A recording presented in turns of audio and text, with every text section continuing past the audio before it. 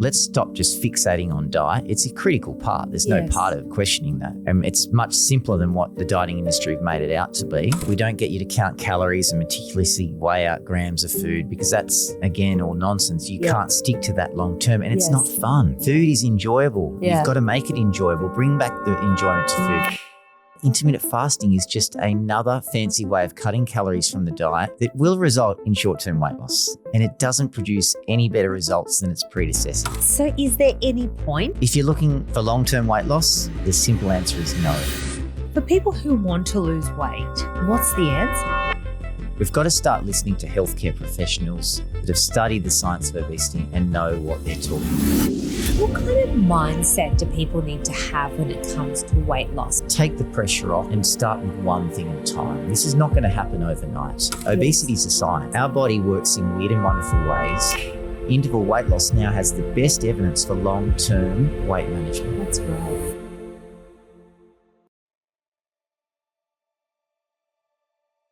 Welcome to SWIISH Wellness Unlocked, the podcast that cuts through the noise and gets straight to what works. We're your hosts, Sally Obermeder and Maha Corbett. We're founders of a global wellness brand that's been changing lives for over a decade. Every episode, we're going to explore the latest trends. We'll dive into breakthrough science and insights from leading experts to help you live, feel, and look your best. No fluff, just facts that work. Let's unlock it. Today's guest is Dr. Nick Fuller. He's got a PhD in weight management plus degrees in nutrition, dietetics, and exercise physiology. Now, Dr. Nick Fuller has created a program called Interval Weight Loss, and it's based on the science of intermittent weight loss. It allows you to lose weight in intervals that suit your lifestyle while still protecting your metabolism and maintaining your long-term health. Let's unlock it. So, Nick, for anybody who's not familiar, let's talk about intermittent fasting and I guess exactly what it is. Sure. Well, I mean, it's the popular thing we're all talking about. And there are so many different forms of intermittent fasting. I mean, you've got 5-2, 16-8. Oh, you've got the OMAD, 1 meal a day at the moment, which is sort of where you eat for just 1 hour within the 24-hour window. Okay. We're following all different forms of fasting.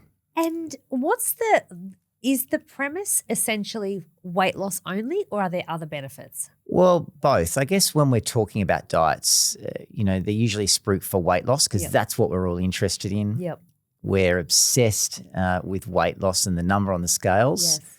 But there are health benefits when we lose weight. We know that, and that comes with every diet. But the science shows that intermittent fasting is just another fancy way of cutting calories from the diet, and it doesn't produce any better results than its predecessors. Okay. You're going to get short-term weight loss. All diets produce that. There's no questioning that, but then eventually you will regain the weight and you will go back to where you started because your body's going to fight the weight loss.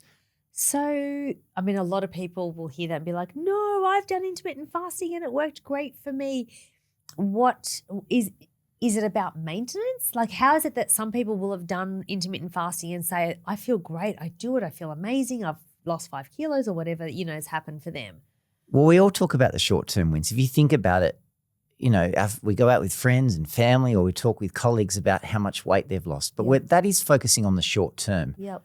When we follow these patients up long-term, months down the track and years down the track at our clinics in the University of Sydney and Royal Prince Alfred Hospital, sadly they've put the weight back on and they've put on the plus GST because our body is extremely good at shutting down, restoring its weight back to its baseline level and then putting on a little bit of extra fat to prepare for that next bout of starvation that's just around the corner. And again, to reiterate, intermittent fasting is just another fancy way of cutting calories from the diet that will result in short-term weight loss. There's no questioning that. So is there any point? I mean, I'm going to leave any possible longevity benefits and let's just stay with weight loss for a minute. Is there any point then to intermittent fasting? If you're looking for long-term weight loss, the simple answer is no. You are going to get a quick fix. Right. But our research shows your body's going to shut down. There's going to be a cascade of physiological responses that take place within the body to ensure you go back to where you started. So you said something about a baseline weight. Does everybody have a baseline weight? Yeah. So if you think about the weight you remember being at for a long period of time, this is known as our set point. everyone has a unique set point. Yep. So for Joe, it could be 60 kilos. For Paul, it could be 110 kilos. It's that weight we're very good at defending in our adult years, typically over the age of 20. Right. It's that weight you always bounce back to with every bout of starvation or dieting or fad that we're following. So if you go on intermittent fasting and you start at 80, you might go down to 70, but eventually you're going to end up not just back at 80, but probably 81 because your body is going to put on a little bit of extra fat. Just in case. Just in case. So then for people who want to lose weight, what's the answer? To stop fad dieting. Most of these diets gain momentum because big name celebrities get behind them, social media sensations, pushing out their diets onto their large followings. Yep. We've got to start listening to healthcare professionals that have studied the science of obesity and know what they're talking about. Yep. We know you can achieve long-term weight loss, and that can be achieved with lifestyle medicine. And what I'm talking about there is changes to your diet, your exercise, and your sleep health, the three key pillars of a healthy lifestyle. But it's got to be done in a way where we're not, I guess, working against our biology. We've got to do it in a way that works with this evolutionary barrier that's up against us. And we know that interval weight loss or losing weight in small intervals every second month actually prevents that usual response to weight loss. So the interval weight loss, this program that you come up with, can you just talk us through this and how does this work? Yeah, so firstly, people might be thinking, but that's intermittent fasting. Yeah, it sounds very similar. Sort of sounds similar. It does, but it's not. It's actually, it couldn't be further, I guess, what am I trying to say? It's far from what we're trying to achieve with intermittent fasting. Intermittent fasting is literally where we shorten the window that we eat during the day. Yep. And we're just cutting calories in the diet. Yes. With interval weight loss, we're getting a person to lose weight in small intervals every second month. So 1 month on, 1 month off. Exactly. Okay. So visually it looks like a step down approach. So you lose a couple of kilos and then you have to maintain the weight during the second month before then being allowed to go on and lose weight again during the third month and then going on and maintaining again. So it's a step down approach to weight loss and your new set point. And that prevents the bounce back? That prevents the bounce back. And the reason is because it prevents the body's usual response to weight loss. So we're very good at sticking to diets, but often we put up a hand, we say, I just didn't succeed because I didn't stick to the diet for long enough. That's just the dieting industry telling you or persuading you to sign up to that program again because you did get short-term success. And data shows that we go back to the same programs up to 5 times a year, cycling our weight and driving our weight up over time. But with interval weight loss, we're reprogramming a set point at intervals along the way to prevent that fighting taking place. So let's break this down. So in the interval, that's the weight loss interval, presumably some form of calorie restriction in that time, like whether it's, if you're a calorie counter or however you kind of want to do it, and then presumably upping the exercise and managing our sleep. That's right. So it's an intermittent energy restriction. But the amazing thing about it is when we get a person to retrain their brain back to nature's treats, because most of us are having too much of the processed and fast food. It's become the everyday occurrence as opposed to the sort of once a week treat. But when we can retrain our brain back to nature's treats, all those foods naturally found in the environment that are wholesome, nutritious, low in calories, but fill us up for long periods of time. The fruits, the nuts and the seeds, the foods containing naturally occurring or good fats like avocado, olive oil. Now those foods not only provide the nutrition, but we know that when we shift towards a wholesome, nutritious diet, we have an incidental decrease of 500 calories per day. So it's because those foods just have less calories in general, or because we're fuller for longer, thus we eat less, or both probably? Because they have less calories, but importantly, they're filling us up for long periods of time and they're giving our body the nutrition it needs. At the moment, we're eating too much of the processed and fast foods. We're getting that short-term high that we look for, releasing all those feel-good chemicals in the brain. Big dopamine high, Yeah, but then it doesn't fill us up and then we go searching for it not long afterwards. So this is what we're really focusing on. And also we're focusing on actually teaching a person how to eat throughout the day. We know you should be eating from big to small. Now, the crazy thing with intermittent fasting is, what's the first meal that often gets skipped? Breakfast. But this is when we burn the calories 2.5 times more efficiently. So if I sit a person down to a meal and measure the thermic effect of food, it's 2.5 times more efficient. You're burning the calories 2.5 times more efficiently in the morning versus the evening time. Why? Just so that's just how the body works? Yeah, exactly, based on our circadian rhythm. So we've really got to work with our body, and we've got to start loading up the start of the morning or start of the day. But at the moment, we sort of run out the door, maybe with a kid under each arm, a coffee somewhere underneath, everything else. And then we ramp up our food intake, and that starts about lunchtime. Then dinner becomes the biggest meal. That's the wrong way around. And so I'm somebody who has done intermittent fasting, and I have loved it. I love the feeling, and I guess I would describe it as energy.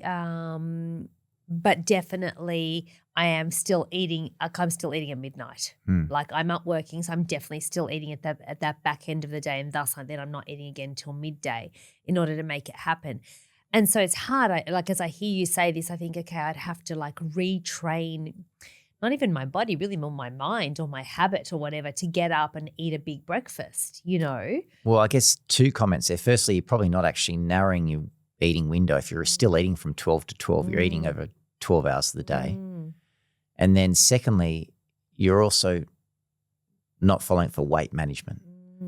Now, most people are following these programs to lose weight because they are all struggling with weight. 2 in 3 people clinically diagnosed as overweight or having obesity when you use body mass index or BMI. So why are we signing up to these programs?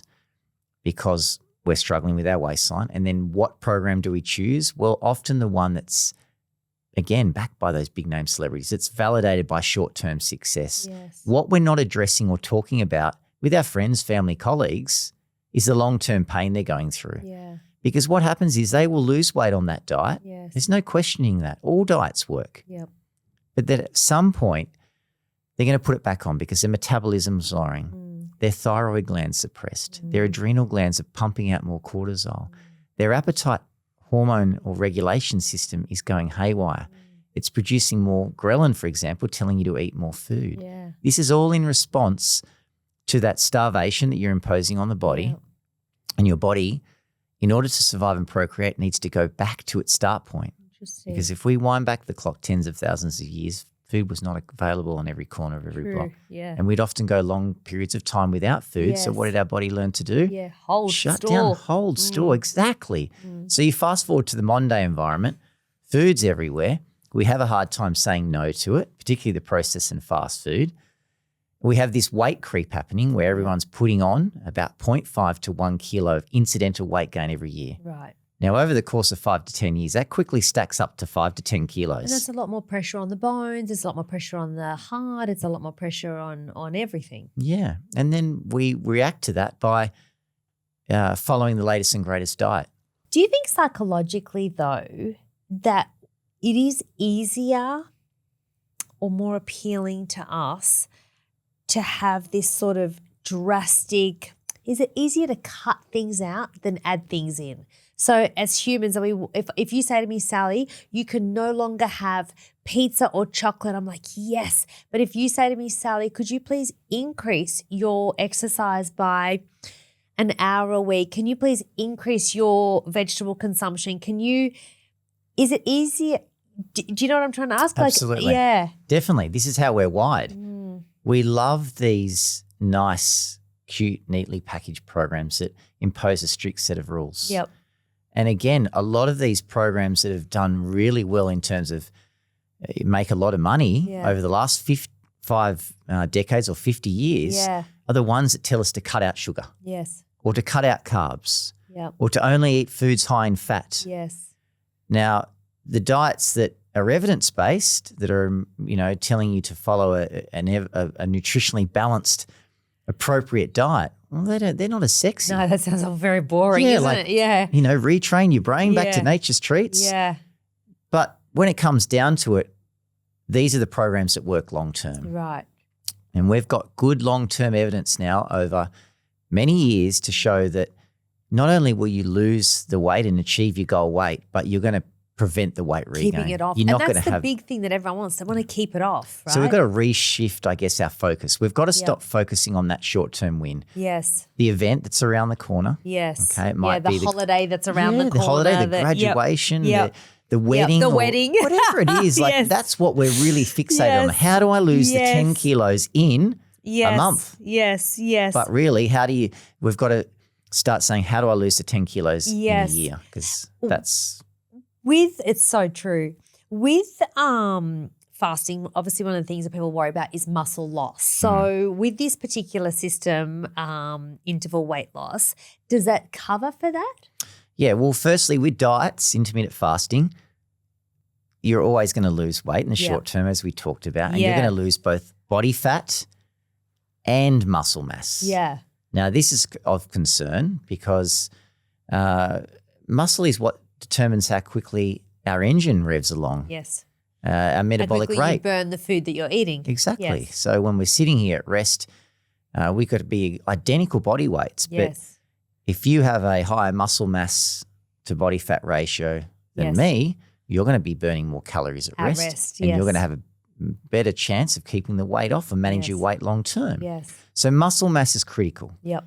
Now, this is where exercise comes into play. Now, with interval weight loss, we don't just focus on diet.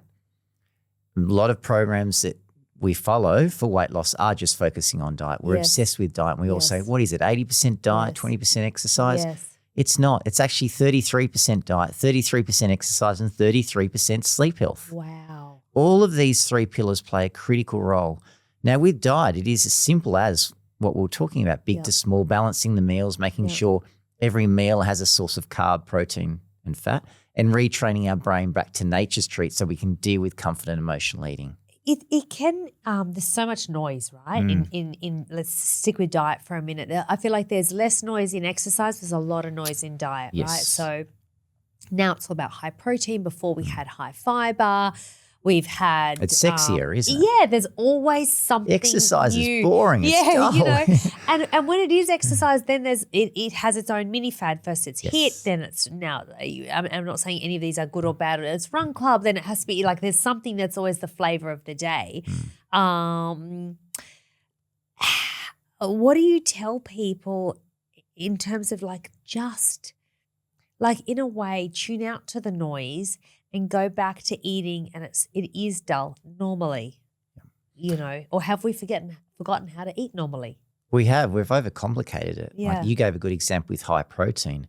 I mean, we will go to the supermarket, and as crazy it sounds, but we buy things like high protein yogurt. Yogurt's already high in protein. It's a dairy food. We look for high protein water. Now, what even is that? You know, like this is how, I guess, confusing it is in the modern day environment. There is opinions everywhere.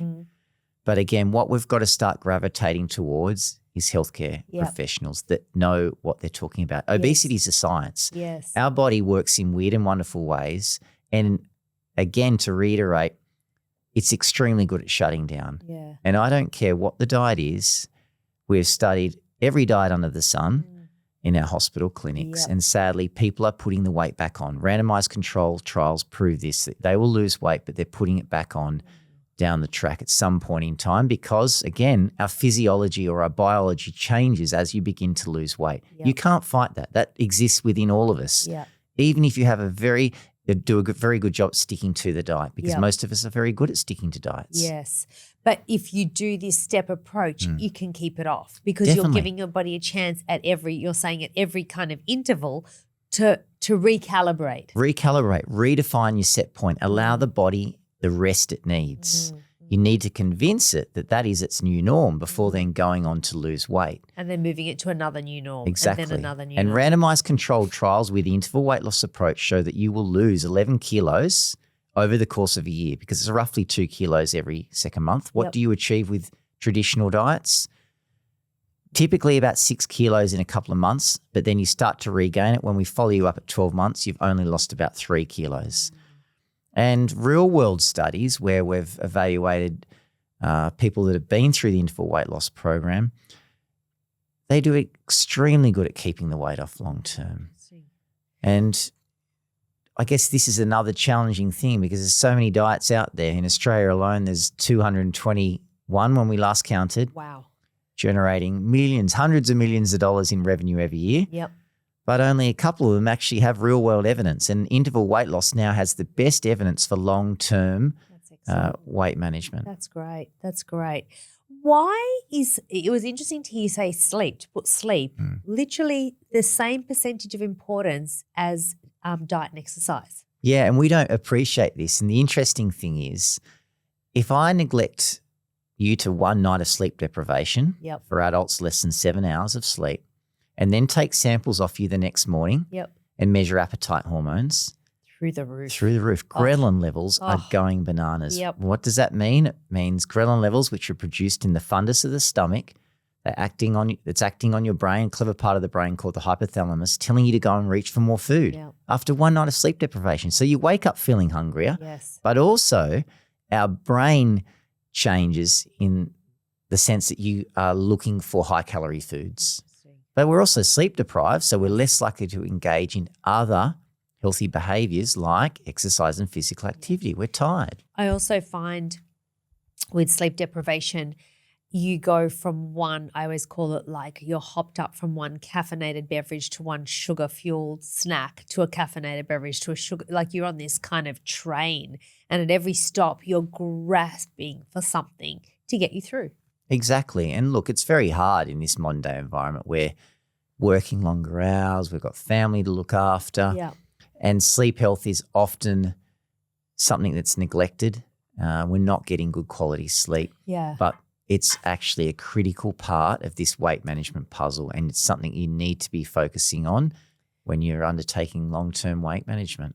What kind of mindset do people need to have when it comes to weight loss? And I guess, and I don't even know if you can answer this. And one of the things I think about is when people tend to go into a weight loss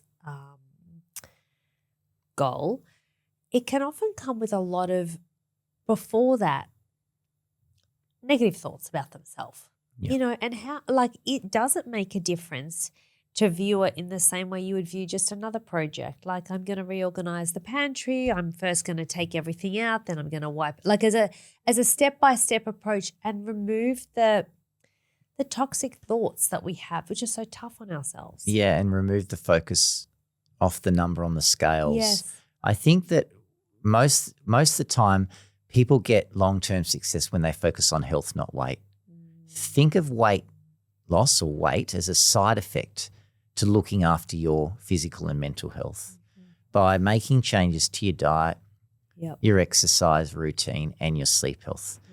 If you do that and you focus on health and set goals that aside from weight loss, you know, I want to live a healthy, long life to see my kids grow old. Now, if you do that, you're shifting the focus away from that short-term event and weight loss will come. Because many of us, sadly, have done a lot of damage to our metabolism through decades of dieting. Women are so good at putting up their hand and acknowledging that they have a problem. They're also unfairly targeted by the dieting industry. Now, us men are very stubborn. We typically don't do anything about our weight until we have a serious health scare.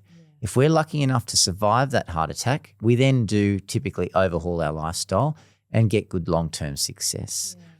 But I think take the pressure off and start with one thing at a time. This is not going to happen overnight. It takes, you know, more than 2 months to change an unhealthy behavior or an unhealthy habit into a new healthy behavior. And it's that repetition, just like training a muscle, strengthening in the gym. Think of it like the same sort of analogy where you're strengthening your brain towards healthier choices. I always say any of these things are a bit like brushing your teeth. I always say that the dental industry has done an excellent job, quite possibly better than anybody else, of training us to brush our teeth every single day, twice a day, without thought, without question. We just do it. And it's they've done, honestly, exemplary, and the payoff is really, it's much later down the track. Like, yes, it's fresh minty breath right now, But really the true benefit is in the preventing of tooth decay, which is a delayed, benefit.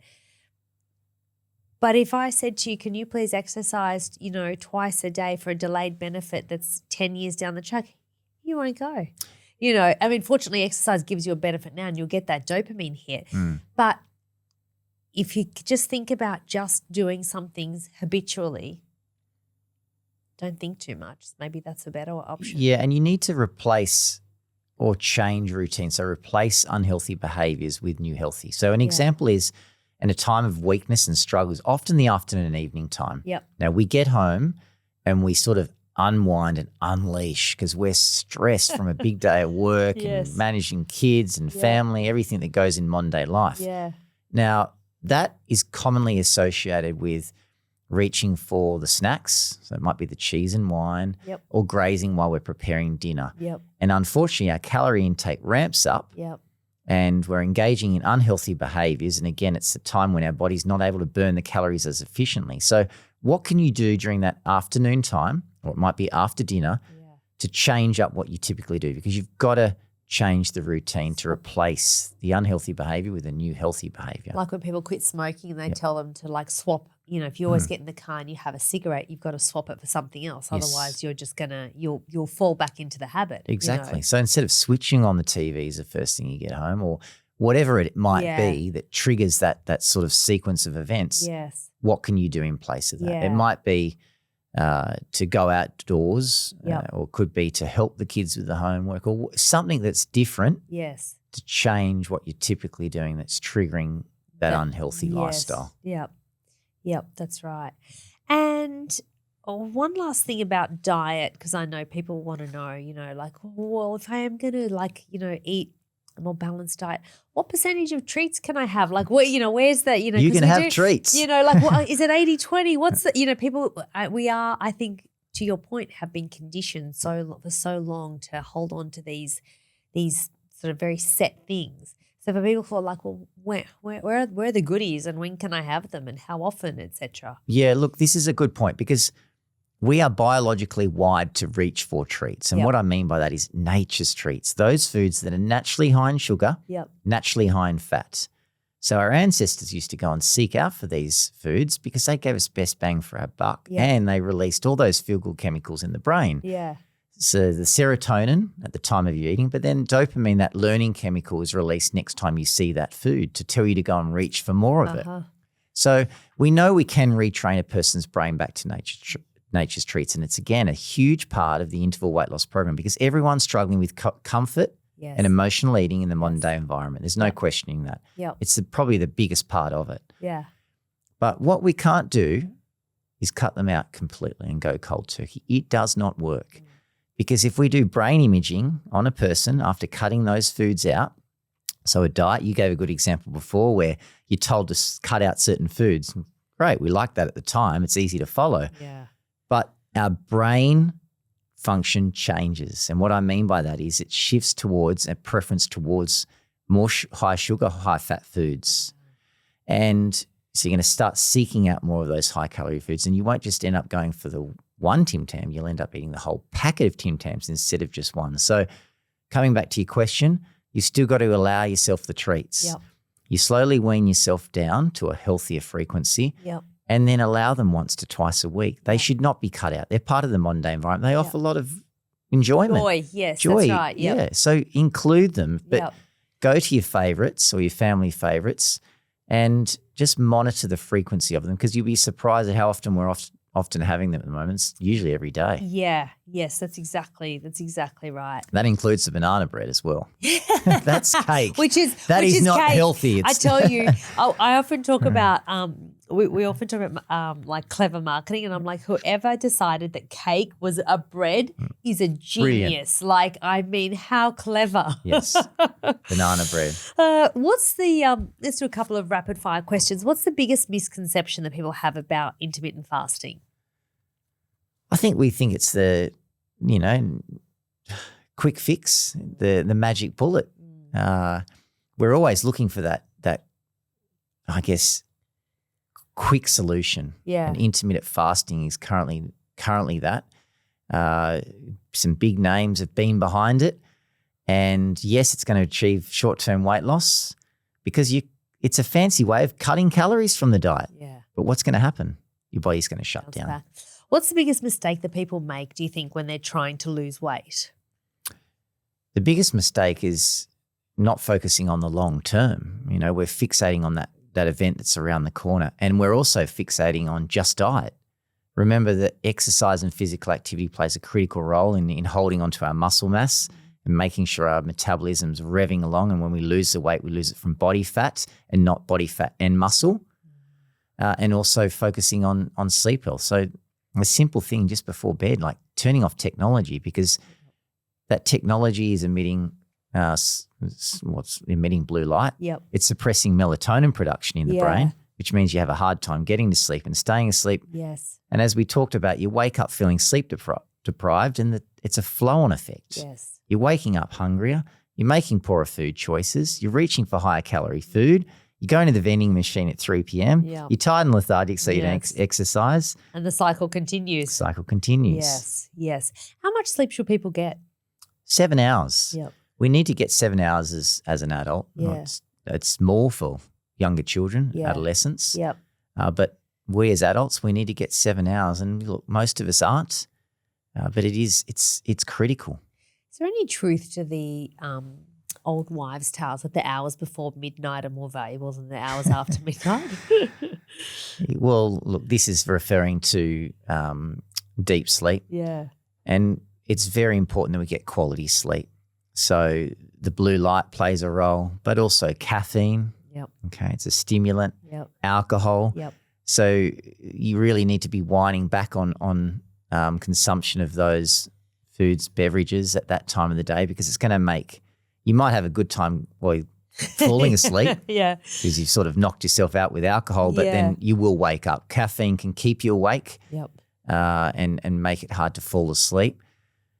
But again, coming down to that question, you do need to reassess how much sleep you're getting, and then you can improve your sleep quality through making changes to your evening routine, the no technology. So what can you do in the evening routine that's not centered around technology? Yep.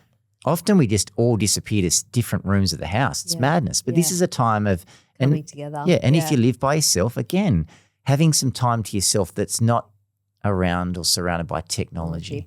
And it is so true. We've spoken to so many sleep experts over the years, and they say you do need a routine. Like, it's not fair to assume that you would go at 10 o'clock, I'm going to go to bed, and at 10:05 be asleep. Like, you need this 30-minute window or whatever it is. Maybe it's stretching, maybe it's legs up on the wall, maybe you're having like a sleep powder or some sort of sleep supplement to help you go to bed. Maybe you're going to do a hot shower, like whatever your kind of 3, 4, 5 steps are, and each one is like a slow progression towards bed. But you can't go from full lights on, TV on to off and going, like, I don't know, I have insomnia, but for children, we always know it's like someone's got to put them to bed and they've got a routine. And for some reason, as we get older, that just vanishes. Yes, exactly. That is so true what you say. It doesn't just happen straight away. There's got to be a routine in place. Yeah. And you've got to place a high, I guess, importance on this time, because otherwise you're going to be in that category of what I referred to before as the weight creep, where you're putting on the 0.5 to 1 kilo every year. Yeah. You might be, or thinking you're eating well and getting movement. But again, if you're not getting good sleep, it's going to be contributing to unhealthy weight management. Yeah. So let's stop just fixating on diet. It's a critical part. There's no part of questioning that. And it's much simpler than what the dieting industry have made it out to be. Yeah. Remember, we've got to be eating from big to small, balancing the meals, retraining our brain back to nature's treats. Remember the old, you eat the protein the size of the palm of your hand and then have, 10 vegetables. Does that all still stand? Well, with interval weight loss or IWL, we don't get you to count calories and meticulously weigh out grams of food, because that's, again, all nonsense. You can't stick to that long term, and it's not fun. Yes, not fun. Food is enjoyable. Yeah. You've got to make it enjoyable. Bring back the enjoyment to food. But to help navigate how much food you should be having, at breakfast we get you to have 3 palms or 3 fists full of food. Wow. And that would be roughly a fist full of carb, a fistful of protein, and a fistful of healthy fat. That's a big meal. Yep. But again, it might be split over 2 meals at breakfast. Yeah, first breakfast, second breakfast. That's right. Then tapering off throughout the day. So then it becomes 2 fists or 2 palms and then 1 fist or 1 palm at dinner. Okay. But again, unlimited salad, unlimited vegetables. And we need to increase our fruit intake as well. And another one of those nature's treats. Fruit's not the enemy, right? It's not. When did fruit become the enemy? Oh, look, the no added sugar is guilty of, I guess, adding or demonizing fruit because fruit contains sugar. Yeah. But it contains naturally occurring sugars and it means that it's also going to be loaded with fruit and fibre and all of these other vitamins and minerals that fill us up for long periods of time and good for our gut health, keep our bowels regular and are low in calories. Yeah. So when you're looking for that high, you've got to keep telling yourself those 4 words, reach for nature first. Yeah. Because when you eat that fruit, you get all of those feel-good chemicals getting released in the brain, the same feel-good chemicals you get released in the brain when you eat the processed and packaged food. But guess what? After you eat it, you feel full, you feel satiated, but you also don't feel guilty. So it's about retraining our brain back to those nature's treats and surrounding our environment with those foods too. I remember years ago, I did, funnily enough, so my background is after school I did an accounting and marketing degree. I went and worked in investment banking and then after a decade I didn't want to do it anymore and I wanted to work in TV but I also loved health and I did 2 years of a naturopathy degree. That was my plan B and I hate myself for not finishing 2 years of a 4-year degree because I loved it. My point being, I've always been obsessed with like food and health. And I remember doing my degree and in my degree they're saying there's something in the brain. It's the combination of fat and protein together that tells the brain I'm full. And I remember I was thinking that's so fascinating because most of us when we're hungry, we reach for carbs, you know, but here as like 2 other elements that together are so powerful. Yeah. And as a combination, extremely powerful. Yeah. And this is why, again, with IWL, it's just about teaching you to balance meals, teaching you what is a source of fat, what is a source of protein, and what is a source of good carb, whole grain carbs that fill us up for long periods of time, not the white refined carbohydrates that most of us are going towards or defaulting towards in our diet. Yep. It's about getting each of those meals balanced because if you do that, you're going to be satiated, you're going to feel full, and you're going to be very successful with long-term weight management. Yes, and managing also your muscle, presumably like your muscles and enjoyment in food, remember. This is about bringing the enjoyment back. Yep. The dieting industry's really sapped that joy out of food because it's like sitting down and, well, firstly, pondering the supermarket all night looking for obscure ingredients. Yes. I mean, that's just madness. Yeah. And then we're counting calories. Yes, or macros. Macros, entering them into our apps. Yeah. You know, weighing out grams of food, it's something, again, that's just a short-term fix. Yep. We know we can do that for anywhere between 4 to 12 weeks. Then we do go back to our old ways, our old habits. So this is about setting up long-term habits that are enjoyable, fun, and we know you can stick to. Yeah, success. Yeah. And also what evidence shows is healthy and importantly works. Yeah. Do you think slightly off topic, slightly on topic, dinner plates. And the reason I say this is because my mum has a dinner set that's probably, you know, from the 80s. And every time I go there, I'm always shocked at how small it is, right? I'm always like, is this like a little dinner plate for ants? And she's like, this is what a dinner plate looked like. Whereas the dinner plates that I've bought in the last 20 years have gotten progressively and progressively bigger. And so when you put on what I would call a healthy portion of food, the dinner plate does look empty. And we need bigger and bigger drawers to store them. Yes, so I was like, oh my God, what is happening here? And a while ago, I actually moved to like a side plate as a dinner plate because it's so big. Thoughts? Yes, that's important for dinner. Yeah. Now, again, it's not about restricting your food intake. It's about eating from big to small, but at the evening meal time, which is most important from a social and cultural perspective, but least important from a portion size perspective. So you can fill up the dinner, the bread and butter size plate with your carb, your protein and your fat, but Get or another your big one rice, for salad. Yes. or your rice-sized bowl, but get another plate for your salad and vegetables. Yep. And if you look at different parts of the world, even say the Mediterranean eating patterns, when they have a bowl of pasta, they're not sitting down to just a bowl of pasta. Yeah. It's the pasta, the meat, and the salad is the main, constituent of that meal. Yeah. So we've really got to reshape our focus around food. Yes. And so that's a very good example. But we do teach our people following the program, it's about smaller plates, smaller bowls at the dinner time. Yep. Because you've got to have less at that time so you start to wake up feeling hungry in the morning, because remember, we've got to start loading up your breakfast time. Good morning. Last question, savoury breakfast, sweet breakfast? Balanced breakfast. For me, I like sweet. Right. But remember, we've got to get the source of whole grain carb. Yep. The source of whole grain, protein and fat. So an example or a couple of examples. One might be your whole grain oats. Yep. With yogurt. Yep. Berries, and you could then add on a nature's treat being honey. Yep. To give it a bit of sweetness. Or you could have your eggs and avocado on whole grain toast. Again, just making sure that meal is balanced. Yeah. Because if you do that, again, you're satisfying your brain, your body, you're filling up at the right time of the day, which means your appetite will reduce throughout the day and you'll be less hungry at dinner time. Yeah. Now, this does not happen overnight. Yeah. You've got to persevere, just again, like the muscle, training the muscle in the gym. That's right, interval. It's going to take a couple of months. So good. Nick, so good. I'm going to put all the details for the interval weight program in the show notes. They are all there. So fantastic. Thank you. Thank you for chatting to me. It's been so good. It's been a while since I last saw you. I know. 2020. It's like no time. Yes, exactly. Well, that's a wrap on Wellness Unlocked. If it hit home, then hit follow, share it, and dive into the show notes for all of the links and any of the resources. Head to SWIISH.com for more, and if you're in Australia, you can also find us in Priceline stores.